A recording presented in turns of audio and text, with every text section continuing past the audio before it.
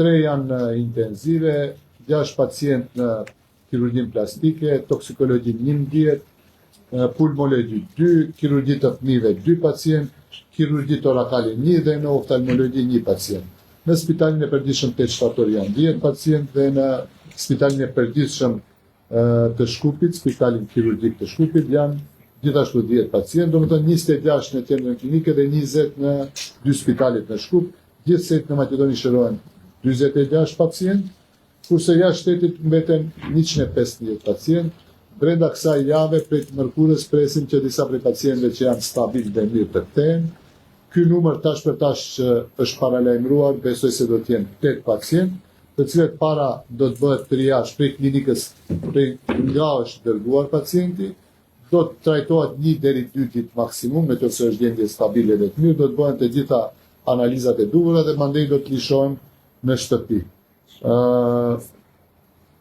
Pacient kritik sot janë 4 pacient kritik, po përsëri mos i marrim këto numra si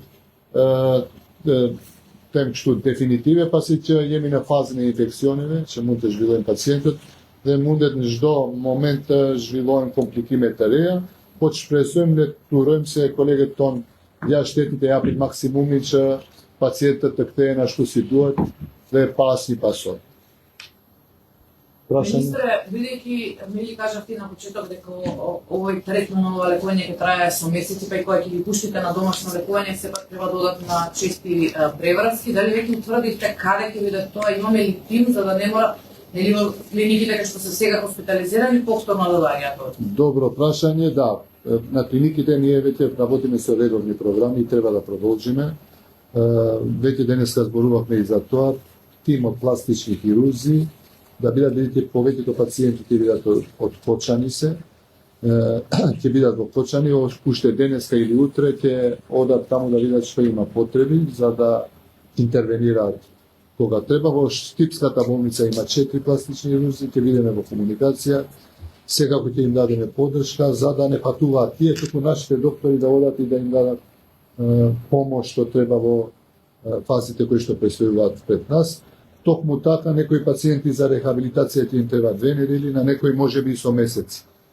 Затоа и ќе размислуваме и за опциите за тие кои што ќе останат, не верувам повеќе од 10-20 подолгорочно лекување и затоа веќе размислуваме кои се можните опции.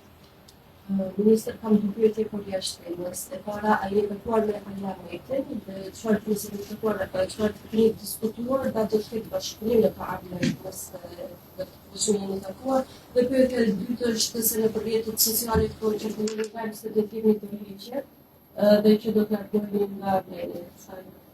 Domethënë, këto tema për mua janë irelevante dhe të parëndësishme. Unë momentalisht jam i fokusuar në shërimin e pacientëve dhe përmirësimin e gjendjes së tyre. Për koalicionimin dhe për bashkëpunimin partijake kemi kohë për biseduar, asgjë nuk është urgjente, për dorëheqje asgjë planifikoj. Raportet midis partnerëve të koalicionit janë shumë të mira, kështu që vazhdoj të jem ministri i shëndetësisë dhe ta bëj obligimin dhe detyrën tim si ministri i shëndetësisë. Nëse po takimet janë keni tatuar apo? Nuk as pak as që ka pas kanale komunikimi ku jemi tatuar.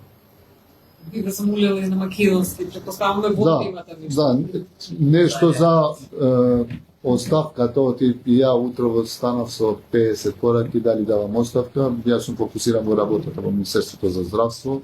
Односите меѓу партнерите во коалицијата се добри, стабилни и јас продолжувам и на 1, и на 2, и на 3, и на 5 април да ја вршам функцијата министер за здравство. Повеќе сум фокусиран на работите кои што се важни за пациентите, пред се и над се за мене како министер за здравство, важно е добросостојбата на овие пациенти откочани, меѓутоа и генерално на сите пациенти во државата.